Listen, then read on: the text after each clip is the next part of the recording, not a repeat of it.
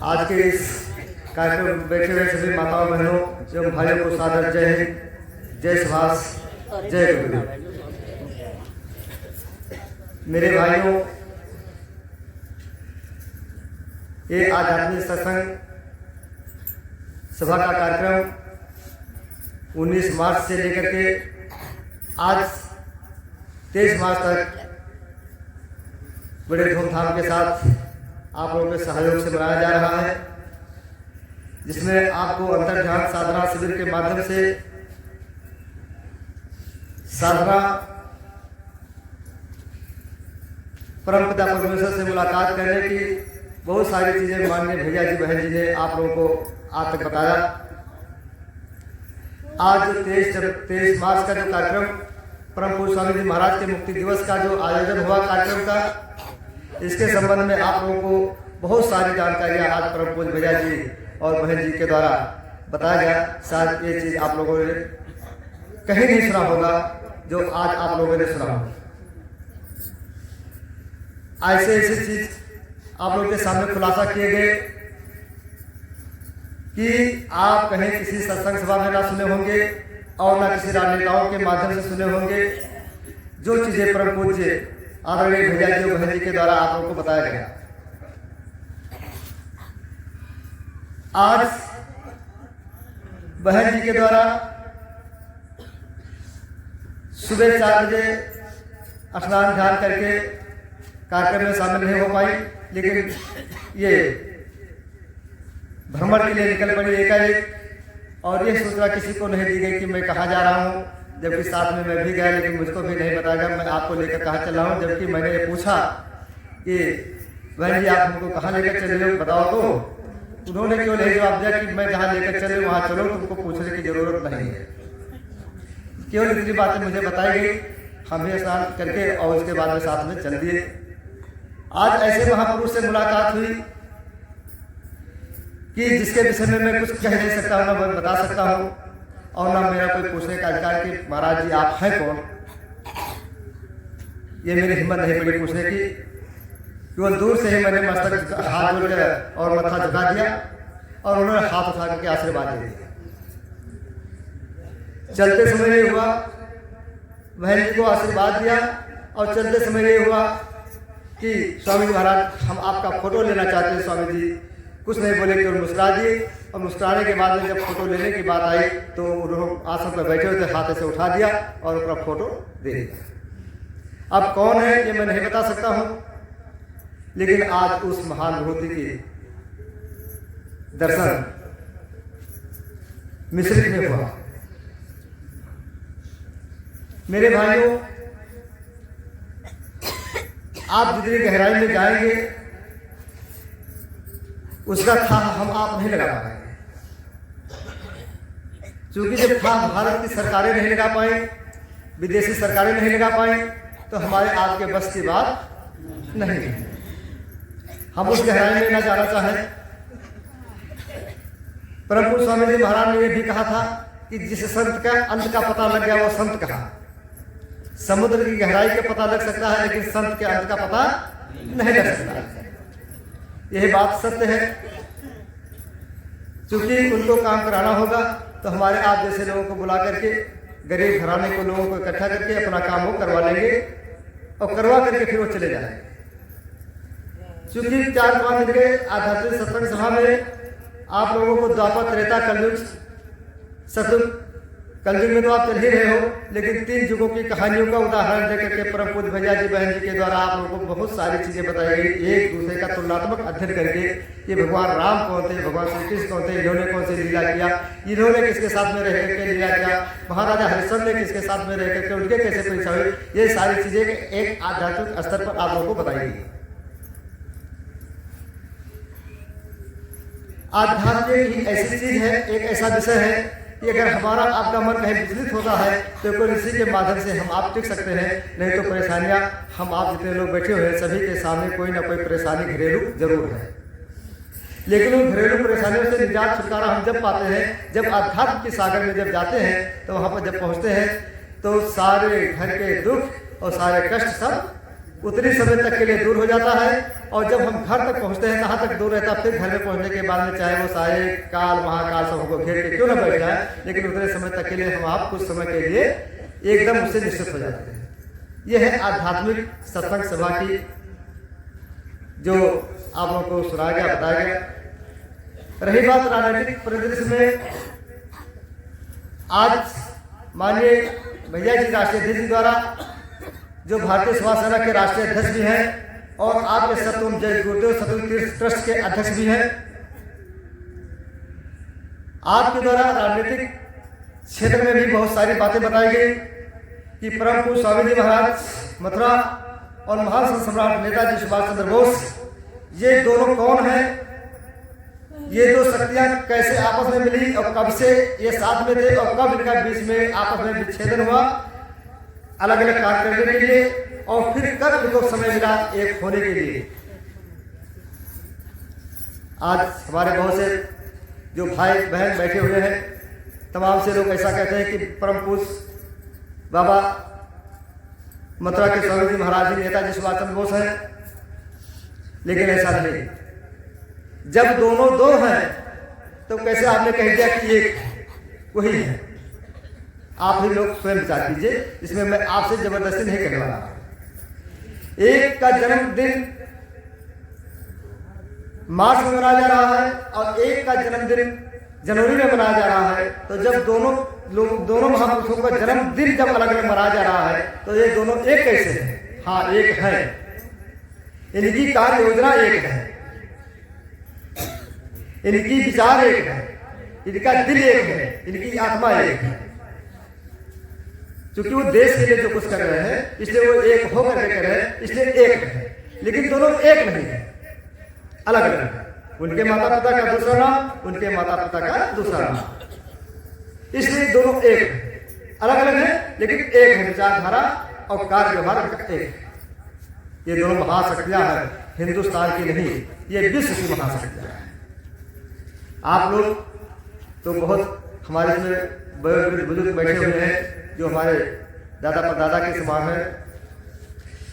आप लोगों ने तो देखा होगा कि बहुत से धार्मिक संगठन चल रहे हैं, लेकिन जितना परम पूज्य स्वामी जी महाराज के पास अनुयायी थे, उतना किसी भी धार्मिक संगठन के पास कितनों भी हो, चाहे बाबा रामदेव जी महाराज हो, चाहे रामपाल जी महाराज हो, चाहे आसाराम बापू जी महाराज हो, किसी के पास इतने अनुयायी या शिष्य नहीं,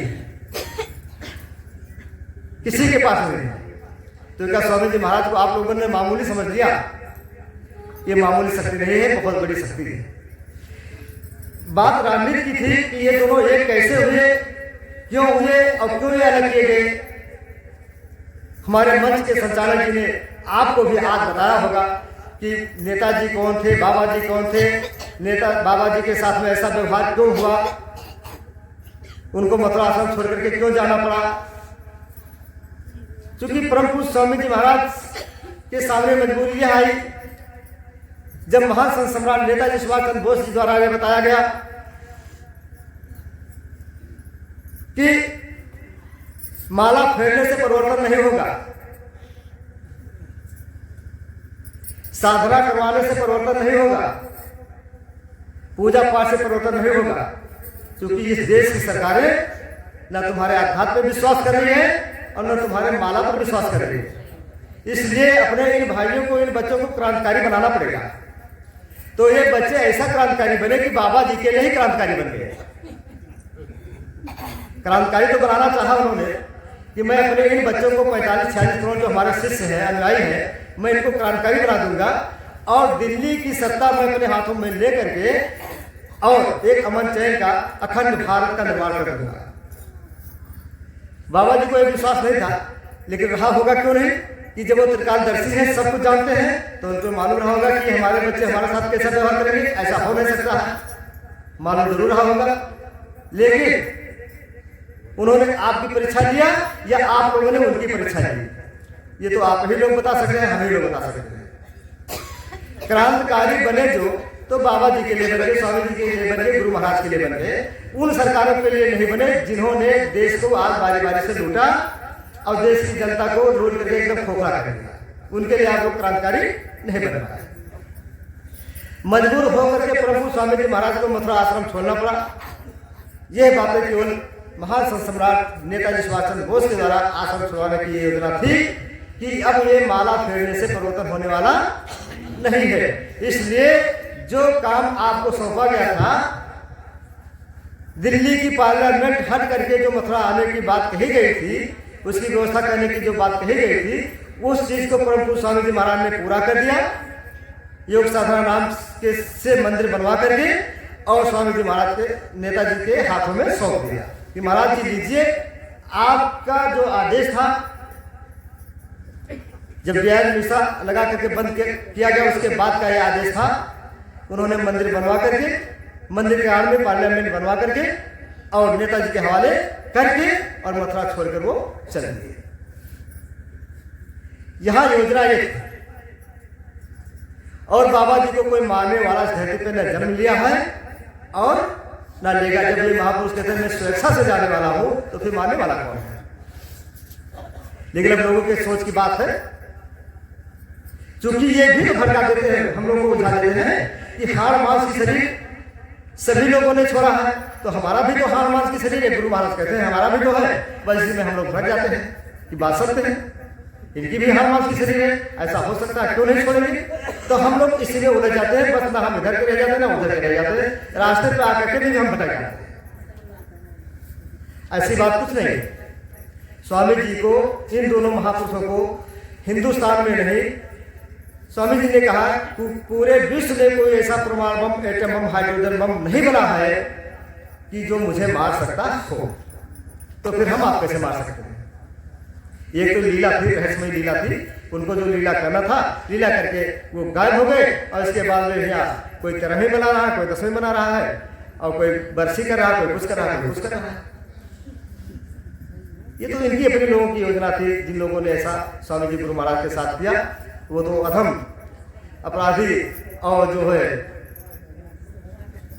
किस श्रेणी में आप उनको लेना चाहेंगे जिन लोगों ने उनके साथ ऐसा व्यवहार किया। तो रही बात यह कि आज ये दोनों महान शक्तियां साथ में हैं और जिस परिवर्तन के कार्य में आप लोग आज यहां बैठे हुए हो,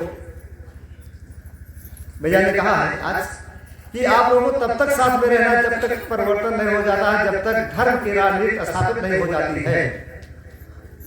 इस समय जो राजनीति है, धर्मनीति नहीं है। जहां पे राजनीति से धर्मनीति हट जाती है, वहां पे राजा निरंकुश हो जाता है, वो अत्याचार करता है। और जहां पे धर्म होता है, वहां पर राजा अपने प्रजाओं की भलाई के लिए हमेशा सोचता रहता है। आज कोई राजा ऐसा नहीं है, चाहे हमारे क्षेत्र का विधायक हो, चाहे हमारे क्षेत्र का एमपी हो, और चाहे प्रदेश का मुख्यमंत्री हो, चाहे देश का प्रधानमंत्री हो, जो अपने देश की जनता के बारे में सोच रहा हो। वो अगर केवल सोच रहा है तो केवल कुर्सी के बारे में सोच रहा है कि हमारी कुर्सी 2024 में कैसे हमारे हाथ में पूरा आएगी। वो सोचा कि हमारा 2027 में जो विधानसभा चुनाव होने वाला है, फिर हम मुख्यमंत्री कैसे बनेंगे। अगर वो सोच रहे हैं तो केवल अपने विषय में सोच रहे हैं, देश की जनता के विषय में नहीं सोच रहे। तो ये महापुरुषों का जो खेल है, इस खेल को समझना कोई आसान बात नहीं है। इसलिए मेरे भाई बहनों, आप लोग जितने हो उतने ही काफी हो। ये स्वामी जी महाराज ने कहा था कि परिवर्तन 100 से नहीं 1 से होगा। समय आ जाएगा मैं 1 से परिवर्तन करवा लूंगा। हमें 100 नहीं चाहिए, 1 चाहिए। सब हो और गद्दार हो। उन्होंने 45-46 करोड़ लोगों के ऊपर का निशाना बनाया था कि हमको 100 नहीं चाहिए, 1 चाहिए। 100 का मतलब होता है लाश, मुर्दा, और 100 का मतलब होता है गिनती में भी 100 होती है, और 100 का मतलब मुर्दा भी होता है, लाश भी होती है। तो इन लोगों को 100 में रख दिया, मुर्दे में रख दिया कि इनमें कोई जीव नहीं है, सब निर्जीव है, मुर्दे हैं, इनके बस की बात नहीं है। इसलिए वो छोड़कर मथुरा आश्रम चले गए, और वो चले नहीं गए, बल्कि उन्होंने बनवा करके राजधानी दिल्ली से जो हटेगी, सतयुग में जो आने वाली राजधानी है, दिल्ली से हट करके मथुरा में आएगी। और मथुरा में जो योग साधना मंदिर के नाम से स्वामी जी महाराज ने बनवाया है, वो आने वाले समय में भारत का पार्लियामेंट होगा और भारत पूरे विश्व का गुरु बनेगा और पूरे विश्व का कार्यालय मथुरा में होगा। यह योजना थी स्वामी जी महाराज की, और वो अपनी योजना में सफल है। अब हम आप क्या कर रहे हैं, हमारी आपका विषय अलग चीज है। लेकिन स्वामी जी महाराज ने एक बार सरसा आश्रम पर जब आए तो स्वामी जी महाराज का मंच लगा हुआ था, तो उन्होंने कहा बच्चों, अगर कलयुग देखना है तो मथुरा में जाओ। उस समय मथुरा आश्रम छोड़ चुके थे। ये 2012 की बात है, उनके मृत्यु के बाद की बात है। स्वामी जी सरसा आश्रम पर आए और वहां पर कहा कि अगर कलयुग देखना हो तो मथुरा में जाओ, और सतयुग देखना हो तो ये रूप जो मेरे सामने बैठा हुआ है, ये रूप सतयुग का है। जो आप बैठे हैं ना, इस रूप को उन्होंने सतयुग बताया। ये रूप बैठा, हाथ उठा के समझने का, ये रूप जो बैठा हुआ है सामने, ये सतयुग का है। और कलयुग का देखना चाहो तो मथुरा में जाओ, पंकज बाबा के आश्रम पर, जो उन्होंने मथुरा कब्जा कर रखा। अब सोचिए कितनी ऊंची बात है। हमारे यहाँ में भाई भाई में बंटवारा होता, जबकि हम आप भाई भाई एक माँ के एक बाप के औलाद हैं, लेकिन एक बित्ता जमीन के लिए एक भाई को मार डालता है। और उन्होंने अथाह संपत्ति सरकार ने रिकॉर्ड में दिया कि इतनी साम्राज्य बाबा की थी, बाबा छोड़कर चले गए और इन लोगों ने कब्जा कर लिया, लूट लिया। बाबा छोड़ के जाते, अगर बाबा को संपत्ति की दौलत की अगर मोहब्बत होती तो ये षड्यंत्र रच करके मथुरा आश्रम छोड़ करके नहीं जाते। वो कहते हैं मुझे ना भारत से मतलब है और ना मुझे देश की जनता से मतलब है, अब हमको सारी सुविधा मिली हुई है, अब मैं मथुरा आश्रम छोड़ के जाने वाला नहीं हूँ। कोई शिष्य आवे या कोई शिष्य आज से ना आवे, अकूत संपत्ति हमारे पास वैसे रखा, हम अपने उम्र भर खाएंगे। लेकिन बाबा ने छोड़ दिया एक झटके में। कब्जा करने वाले कब्जा कर लिए, खाने वाले खा रहे, मौज मस्ती कर रहे हैं। तो इस समय की कालचक्र है, समय की बात है। तो आप लोग आध्यात्मिक सत्संग के माध्यम से बहुत सारी चीजें, आज 4-5 दिन के बीच में बहुत सारी चीजें आपने जाना, और बहुत सी सारी चीजों को जानने का आप लोगों को मौका मिलेगा। लेकिन अब रही बात कुछ पार्टी से संबंधित कि संगठन आपका चले कैसे, क्योंकि संगठन आप लोगों के माध्यम से चल रहा है। चाहे आप 1 किलो आटा लाते हो, चाहे 1 किलो चावल लाते हो, चाहे 1 किलो आलू लहसुन कुछ भी लाते हो, लेकिन आप लोगों के सहयोग से चल रहा है। और ये जो कुछ खड़ा हुआ है, आप लोगों के सहयोग से खड़ा हुआ है। यहाँ पर अगर किसी को एक वस्त्र दे दिया जाता है तो आपके दिए हुए धन में से दिया जाता है। अगर किसी की इलाज होती है तो आप लोगों के दिए हुए धन में से होता है, जो आपके यहाँ गुरु भाई रह रहे हैं, सेवा कर रहे हैं। अगर किसी की कहीं कोई तबीयत भी खराब हुई तो अगर उनकी इलाज भी हुई तो आपके द्वारा दिए हुए सहयोग में से ही हो रहा है, कहीं अलग से नहीं हो रहा है। तो अब रही बात कि आगे संगठन का विकास विस्तार कैसे हो, क्योंकि 1001 हवन कुंड बनने के बाद, 10,000 लोगों को आहुतियाँ डालने के बाद, ये अभी सारी चीजें आपको जो पुस्तक बन रही है उस पुस्तक में दे दी जाएगी कि आपका महायज्ञ कब होगा, इसमें कितने लोग बैठेंगे, कैसे कैसे लोग होंगे, इसकी कैसी व्यवस्था होगी। तो ये सारी व्यवस्थाओं के लिए ये सारी व्यवस्था हम ही आपको करना होगा। कहीं अन्य अलग से ना कोई फंड मिलता है, ना अलग से कहीं कोई पैसा लेते हैं। हमारे यहाँ भैया जी, आप तो इतने समय से आप लोग आते जाते होंगे, लेकिन आप देख रहे होंगे कि किस तरह से है, कैसे है। अगर ये चाहते तो बहुत बड़ी बड़ी पार्टियों से हाथ मिला करके करोड़ों रुपया ले लेते, लेकिन इनके लिए रुपया कोई माने नहीं रखता है। कभी किसी से हाथ नहीं मिलाया, ना कभी किसी के सामने अपने को झुकाया, ना झुके। तो अब आप लोगों का सहयोग यही चाहिए कि जिस तरह से भैया और बहन जी अपना मान सम्मान आप लोगों के बीच में भले कुछ करें, लेकिन बचा रहे हैं, तो उस मान सम्मान को बचाने के लिए आप लोगों के सहयोग की जब आवश्यकता, आप लोगों के सहयोग की आवश्यकता है। आप लोग सहयोग देंगे तभी ये मान सम्मान, ये सर ऊंचा रह सकता है। अन्यथा किसी के सामने झुकाने से, अगर पूंजीपति उद्योगपतियों के सामने अगर हम लोगों ने हाथ फैलाया या हमारे मुखिया ने हाथ फैलाया तो उनका कब्जा हो जाएगा और आप बहुत दूर बैठेंगे। यहाँ आप इतना नजदीक नहीं बैठेंगे, उनके आगे कोई और बैठेगा, उनके पीछे आप बैठेंगे और फिर आप उनके सेवक बन करके बैठेंगे, उनके दास बन करके बैठेंगे। जिस तरह से आप भैया बहन जी के चरणों को आप छूते हैं, इस तरह से आप छूने नहीं पाएंगे। जैसा कि आप ही लोग बताते हैं, कहते हैं कि मथुरा आश्रम पर कैसे लोगों को व्यवस्था दी जाती थी, कितना देता था, इतना दो तो स्वामी जी महाराज का पैर छुएंगे, इतना दो तो आपको एक भोजन मिलेगा, इतना दो तो आपको एक व्यवस्था मिलेगी। तो वो चीज़ ना आने दीजिए आप लोग कि भैया बहनी हम लोगों के हाथों से निकल जाए पैसे के चक्कर में और हम लोग बहुत दूर चले जाए, क्योंकि हम लोग बहुत गरीब लोग जुड़े हुए हैं साथ में। इसलिए हम लोगों को अपना अधिकार, अपना हक बचाने की पूरी जिम्मेदारी हम आपको लेनी होगी। इसके लिए हमें आप लोगों के सहयोग की आवश्यकता है। और संगठन जो आपका चल रहा है आध्यात्मिक एवं राजनीतिक स्तर से चल रहा है। एक तरफ आध्यात्म है और एक तरफ राजनीति है। बिना आध्यात्म के राजनीति अधूरी है और आध्यात्म के बिना राजनीति अधूरी और राजनीति के बिना आध्यात्म अधूरा है। इसलिए यहाँ दोनों की आवश्यकता है। और भारतीय सुभाष सेना ही एक ऐसा संगठन है जिसके साथ में आध्यात्मिक एवं राजनीतिक दोनों चीजें जुड़ी हुई हैं। बल्कि हिंदुस्तान में कोई भी पार्टी ले लीजिए, चाहे सपा हो, भाजपा हो, कांग्रेस हो या बसपा हो, कोई भी पार्टी ले लीजिए, क्यों इनकी राजनीतिक पार्टी बनी है, इनसे अध्यात्म से कोई मतलब नहीं। अगर अध्यात्म से मतलब होता तो आज अपने यहाँ के लड़के लड़कियों की शिक्षा के विषय में आप सोचिए कि पढ़ लिख करके बेचारे इनकी उम्र भी ओवर एज होती जा रही है, कहीं नौकरी की यहाँ कोई ना रोजगार की व्यवस्था है, ना नौकरी की व्यवस्था है, और ना इनके जीवन यापन करने की व्यवस्था के संबंध में इनको सोचने की जरूरत है। वो तो उनकी सोच ये है, सीधी सी बात आप सोच लीजिए कि जैसे आप कहते हैं कि बीजेपी बड़ी अच्छी पार्टी है, सपा ऐसी है, कांग्रेस ऐसी है, बसपा ऐसी है, नहीं, ये अच्छी है वो अच्छी है, ये सब एक दूसरे के पूरक है, कोई अच्छा नहीं है, ये सब आपको काटेंगे। कोई आपके बच्चों की सर्विस के लिए, आपके बच्चों की बेरोजगारी के लिए आपने 3 महीने से पढ़ाया लिखाया सब कुछ किया है, लेकिन कोई भी पार्टी के लोग आवाज नहीं उठा रहे हैं कि इतने लड़के बेरोजगार घूम रहे हैं, क्यों घूम रहे हैं, जानवर घूम रहे हैं। सरकार, विपक्ष की सरकारें सोच रही है कि किसान परेशान होगा तो हमको वोट देगा, बीजेपी को वोट नहीं देगा। आवाज को नहीं उठा रहा कि ये जानवर क्यों घूम रहे हैं, जबकि भारतीय सुभाष सेना ने एक आवाज उठाई चुनाव के समय में कि यदि भारतीय सुभाष सेना की सरकार उत्तर प्रदेश में बनती है तो हम पशुओं की गोबर 40 रुपए किलो और गोमूत्र 30 रुपए लीटर और दूध 75 रुपए लीटर हमारी सरकार खरीदेगी। जबकि ये इतना सटीक बढ़िया मुद्दा था, केवल एक ही मुद्दे को आप ले लीजिए कि जिस जानवर को हम आप अपने घरों पर पालते हैं, जब तक उन्होंने दूध दिया हमको दूध से लाभ हुआ, दूध नहीं दिया तो उनके गोबर और पेशाब से अगर हमको लाभ मिल रहा है तब भी तो हमारी आमदनी बनी हुई है। हम एक पशु को नहीं छोड़ेंगे बल्कि हम पशुओं को और पालेंगे।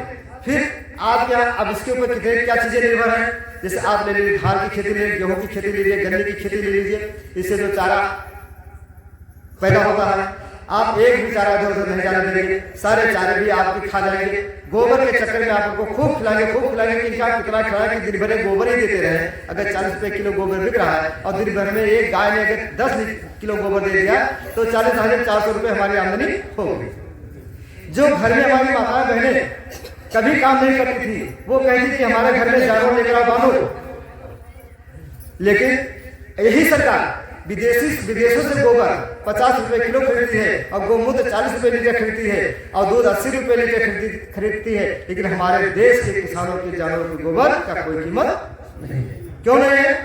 अगर हमारे देश का किसान खुशहाल हो जाएगा, संपन्न हो जाएगा, इनके लड़के पढ़ लिख के डॉक्टर बन जाएंगे, वकील बन जाएंगे, मास्टर बन जाएंगे, तो हमारे पीछे जिंदाबाद मुर्दाबाद का नारा कौन लगाएगा? ये व्यवस्था है इनकी। तो आप लोगों ने कैसे कह दिया कि अब बीजेपी गई, सपा आ रही है, कैसे कह दिया? क्या सपा आएगी तो तुमको दूध भात पर खिलाएगी? चीज तो वही है। क्या आवाज उठा रहे तुम्हारे लिए? हमारे लिए क्या आवाज? सपा आ जाए, बसपा आ जाए, कांग्रेस आ जाए, तो हमारे लिए क्या आवाज उठाया उन्होंने? देश की जनता के लिए क्या आवाज उठाई? कोई आवाज उठाई? इसके लिए बोलना चाहिए। तो क्या केवल ये आवाज भारतीय सुभाष सेना नहीं उठा सकती है? समाजवादी नहीं उठा सकती है? बहुजन नहीं उठा सकती है? कांग्रेस नहीं उठा सकती है? विपक्ष में आप बोलिए ना कि आपकी सरकार है, ऑस्ट्रेलिया कनाडा से आप गोबर मंगाते हैं, तो हमारे यहाँ देश के किसानों के जानवरों का गोबर आप क्यों नहीं लेते हैं? अगर आप गोबर खरीदना शुरू कर दें, एक भी जानवर इधर उधर नहीं घूमेंगे। गौशाला बनवा रहे हो, गौशाला का आवाज जब भारतीय सुभाष सेना ने उठाया कि भारतीय सुभाष सेना की सरकार अगर उत्तर प्रदेश में बनती है तो हम ग्राम सभा स्तर पर गौशाला खोलेंगे। आपने नकल कर लिया, गौशाला खुलवा दिया। गौशाले में जो पैसा आ रहा है मुख्यमंत्री से लेकर के प्रधान से मुख्यमंत्री तक सब उसमें हिस्सा ले रहे हैं और यहाँ जानवर मारे जा रहे हैं, उनको चारा मिल रहा है, कुछ मिल रहा है, खिला जा रहे हैं, जानवर घूम रहे हैं, किसानों के फसलों को खा रहे हैं। केवल तुम न गौशाला बनाओ न कुछ करो, केवल कीमत लगा दो उनके गोबर और पेशाब का। एक भी जानवर कोई किसान नहीं छोड़ेगा। केवल उनके लिए बूचड़ खाना ही नहीं बना है कि केवल जानवर को बूचड़ खाने में नहीं कटने दिया गया। गांव में जाइए देखिए विपक्ष के लोग क्या कहते हैं, अरे जय गुरुदेव वाले इतना हरामी है सारे कि ये गौ हत्या बंद करो, गौ हत्या बंद करो कह के, और जो है बूचड़ खाना बंद करा दिया, तमाम गाय घूम रही। अरे उनसे सारे से ही पूछो, जब से वो कहा सारे तो सब होगा सारे कि सारे कोनो है चीज है कटहिन वाला कोनो व्यवस्था है। जब ऑस्ट्रेलिया कनाडा और रूस से आप गोबर मंगाते हो तो क्या हमारे यहाँ के जानवरों का गोबर ले लोगे तो तुम्हारा प्राण निकल जाएगा? तुम्हें भी पूछने का अधिकार है। तुम गाली देकर कहते हो, गाली देकर तुम भी जवाब दो। एक भी जानवर नहीं घूमेंगे। अब तुमने व्यवस्था बना दिया कि जय गुरुदेव वाले चिल्लाते रहे गौ हत्या बंद करो, गौ हत्या बंद करो, बूचड़ खाने बंद करो, तो वह देखो सारे जानवर घूम रहे हैं। अब ऐसा गाली देते हैं कि आपसे बतावे कि अब कुछ कहा मेरे नहीं दिया कि क्या कहा, ऐसा गाली देते हैं। भाई अब क्या नहीं सुनोगे, करोगे क्या? झगड़ा करोगे तो मामला और आगे बढ़ेगा। तो अब सुनना ही वहां पर ठीक है, आगे बढ़ाने की जरूरत नहीं। लेकिन अब यह समय आ गया है, सुनो, तुलसी आह गरीब की हर से कहा न जाए, सहा न जाए, और मरे बैल की खाल से कठिन लोह जल जाए। लोहा इतना मजबूत होता है, लेकिन बैल मर गया। वाकई चमा उधर के जब हाथी बना थी और वाकई जब भौंको ना तो लोहा कर जाए मेरे के बदियो। सब लोग एक बात कहो, चौधरी जी संघर्ष करो है नहीं? बताइए, बताओ, मैंने बताइए सही बात है गलत है? इतना कठिन लोहा है कि वहां बैल के वाकई जब हो जाता तुम बना लीजिए, लेकिन बैल मर गया, जिंदा रहा तो बैले से लोहा ना गलाए तो, लेकिन मेरे के बाद के खाल से लोहा कर लेगा, कुछ भी बना लीजिए। ठीक वैसे हमारे आप लोगों का आय होगा। जैसे आप हमको गाली दिया, हमने स्वामी जी को सौंप दिया, महाराज आप जाओ, हम आपका कुछ करने लायक नहीं, क्योंकि अगर बोलेंगे मामलादारी हो जाएगी तो शासन प्रशासन तुम्हारा साथ देगा, हमारा देगा नहीं। तो हम शासन प्रशासन के भय से हमने स्वामी जी को सौंप दिया। अब वो समय आएगा, उसका निर्णय हो जाएगा। अब वो समय बहुत जल्द आने वाला है। इसलिए जो चीजें मैं बता रहा हूं, गौ हत्या वाली बात, तो केवल भारतीय शिवसेना ये आवाज उठा रही है जो पूरे देश में गूंज रही है। और यही कारण है कि दो महापुरुषों के नाम को लेने से चाहे जितना चिल्लाओ भारतीय शिवसेना, लेकिन इस पार्टी का कोई नाम लेने वाला नहीं, कहीं कोई लेने वाला नहीं, चाहे जितना चिल्लाओ। और जो कल के पार्टी बनाओ, वाकई नाम बहुत तेजी से फैल रहा है। अब जाके रिपोर्ट अपने लोगों के बीच में से आओ है कि भैया फला पार्टी अभी कल बनाओ, वाकई नाम चल रहा है, तुम्हारे पार्टी के कोनो नाम नहीं चलते। तो खाली दो महापुरुष से लोगों का नफरत है। तो जब दो महापुरुष से आपको नफरत है, तो अब इन लोगों के भगवान जब बचे तो बचे नायब जाने दोनों महापुरुष, हम लोग के बस की बात नहीं। हम लोग आज सुनते हैं क्या? सुनने के बाद मेरे पास कोई दूसरा विकल्प नहीं। हम लड़ाई नहीं पाएंगे, मामलादारी कर नहीं पाएंगे। अगर लड़ते हैं तो शासन प्रशासन तुम्हारा ही मदद देगा, सत्ता में तुम बैठे हो और तुम्हारे लोग हमसे झगड़ा करते हैं, तो मदद तुम्हारी करेंगे। तो इसलिए हम उन्हीं को सोचते हैं कि आप जब तक चले तब तक चलो, और नहीं तो बच्चा धार तो होना ही होना। तो राजनीति, इसलिए भारतीय शिवसेना को अपना राजनीतिक प्लेटफॉर्म बनाना पड़ा कि हम नेताजी को और बाबा जी को कैसे मंच पर लाएंगे और देश की जनता के सामने कैसे हम प्रकट करेंगे। इसलिए भारतीय शिवसेना पार्टी का गठन करना पड़ा। और इसी के आड़ में हम आध्यात्मिक चर्चा भी करते हैं, सत्संग भी करते हैं। अब सरकार और जनता ये नहीं समझ पा रहे कि ये नेता है कि ये बाबा है, ये लोग महात्मा है, महंत है कि ये लोग पार्टी चलाओ के नेता है, ये नहीं समझ पाए। इसी में ला करके उलझा देते हैं। एक तरफ सत्संग सुना दिया और एक तरफ राजनीति सुना दिया, राजनीति की डंडा भी मार दिया और उधर सत्संग भी सुना दिया। अब दोनों में एक पकड़ नहीं पा रहे कि क्या, इसीलिए ये लोग फेल है। और यही कारण है कि जनता हमको किसान नहीं दे रही है कि ये है क्या। ना इनका पूर्ण रूप से हम नेता समझ रहे हैं, ना पूर्ण रूप से इनका हम बाबे समझ रहे हैं, तो है क्या, तो ये नहीं समझेंगे और इन्हीं के बीच में सारा काम हो जाएगा। इसलिए इन दोनों चीजों की जरूरत पड़ी, आध्यात्म की और राजनीति। हमें जो बातें बताई आपको कि ये गाली देते हैं, अब बहुत से लोग गाली सुनते होंगे, बेचारे उनको तकलीफ होता रहा होगा, लेकिन आज जब वो सुने होंगे तो कहेंगे इन्होंने लोग गाली पाते तो हम पाते तो काजी करें। ये बड़े पदाधिकारी गाली पाते हैं तो हम छोड़ कार्यकर्ता हमें क्षेत्र में गए तो हम लोग भी गाली सुन लेंगे। अब इनके आत्मा को शांति मिली, बहुत बड़ी शांति मिली कि हमारे बड़े बड़े लोग सुनते हैं, जिनका आदेश हमारे ऊपर लागू होता वो भी गाली सुनते हैं। तो अगर हमने सुन लिया तो गलत किया। इसलिए सबके आत्मा को शांति मिलती है। और इसी तरह से हम आप आगे चल रहे हैं। और यह रूप जो बैठा हुआ है, ये स्वामी जी महाराज के कहने के अनुसार ये सतयुग रूप बैठा हुआ है। परिवर्तन केवल आप लोग चाहते हो, बाकी सब लोग परिवर्तन नहीं चाहते हैं। सब लोगों के पास सारी सुख सुविधाएं हैं, इसीलिए वो अपने सारे सुख सुविधाओं को छोड़ना नहीं चाहते हैं। और जब छोड़ेंगे नहीं तो परिवर्तन होगा नहीं। लेकिन परिवर्तन छोटे लोगों से हुआ है।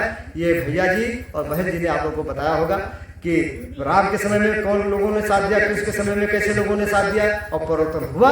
और उसकी कहानी आज हम लोग पढ़ रहे हैं धार्मिक ग्रंथ के रूप में मान करके, और उसकी कथा हम सुन रहे हैं, भागवत भी सुन रहे हैं। तो ऐसे परिवर्तन आज भी छोटे छोटे लोग लगे हुए। जब हर दिन में छोटे लोग लगे थे तो आज घोर कलयुग में छोटे लोग लगे हैं, तो क्या दिक्कत है।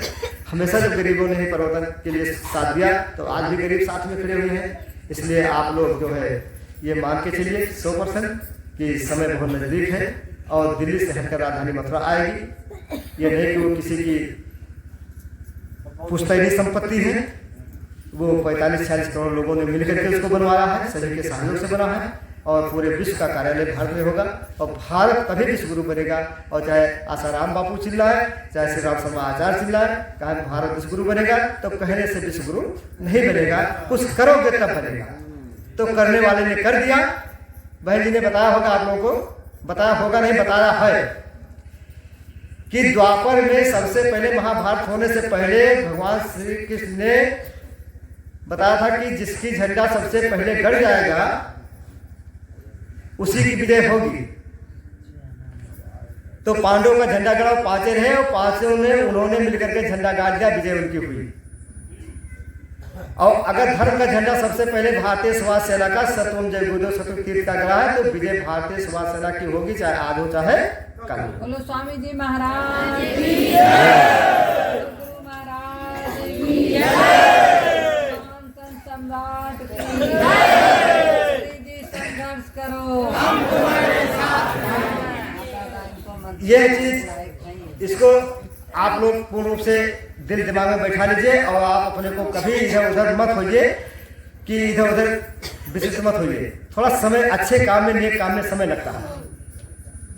समय चलती हुई गाड़ी के सामने अगर लट्ठा डाल दिया जाए तो गाड़ी वाहन को रुक करके लट्ठा हटाना पड़ेगा, उतनी देर के लिए गाड़ी रोकनी पड़ेगी और फिर लट्ठा हटा करके वो अपनी गाड़ी अगर जाने के लिए लक्ष्य बनाया तो वो जाएगा। तो आज हम लोगों के सामने जो लट्ठे पड़ रहे हैं, ये सारे लट्ठे केवल स्वामी जी महाराज अगर चाह ले तो ये भुनका दिखाई पड़ रहे हैं, भुनका है। लेकिन अब वो नहीं चाह रहे हैं, जब तक नहीं चाह रहे तब तक हम लोगों के लिए बहुत बड़ा पहाड़ दिखाई पड़ रहा है। लेकिन भैया जी के, बहन जी के नजरों में भुनके दिखाई पड़ रहे हैं। देखो जब बोलते हैं तब किस तरह से कहते हैं, बहन जी किस तरह से ललकारती बाबू अब खून खराबा हो गई। तो ये भुनका दिखाई पड़ रहा है तब तो कहती है, अगर पहाड़ दिखाई पड़ते तो नहीं कहती। सत्य है, इसको आप सत्य मानिए, आध्यात्मिक तौर पर इसको सत्य मानिए। अगर पहाड़ को दिखाई पड़ रहा तब इस तरह से ज्वलंत भाषण, ज्वलंत बातें आप लोगों के बीच में नहीं कहती, क्योंकि ये बातें बहुत दूर तक जाती हैं। न समझिए कि आप नहीं सुनते हैं, बहुत दूर तक जाती है। इसलिए आप लोगों से यही निवेदन है कि संगठन को चलाने के लिए आप लोगों का सहयोग चाहिए, समर्थन चाहिए। और जो चीजें आप लोगों के ऊपर, हर जिले के ऊपर लागू की गई है संगठन को चलाने हेतु, उसमें उस कड़ी में हम आपको ये बताना चाहेंगे कि कौन से जिले हैं, चूंकि प्रचार समिति भी निकलनी होगी, बनाई गई है कि किसको कौन से जिले दिए गए हैं, इन जिलों में जिलों का जिम्मेदार कौन होगा, जिले से क्या व्यवस्था करनी होगी। उसमें आप सभी लोगों का सहयोग, जो जिले के पदाधिकारी कार्यकर्तागण या जो भी आदेशित किए गए आप लोगों के बीच में जाएंगे तो आप लोगों का भरपूर सहयोग और समर्थन चाहिए। यह नहीं कि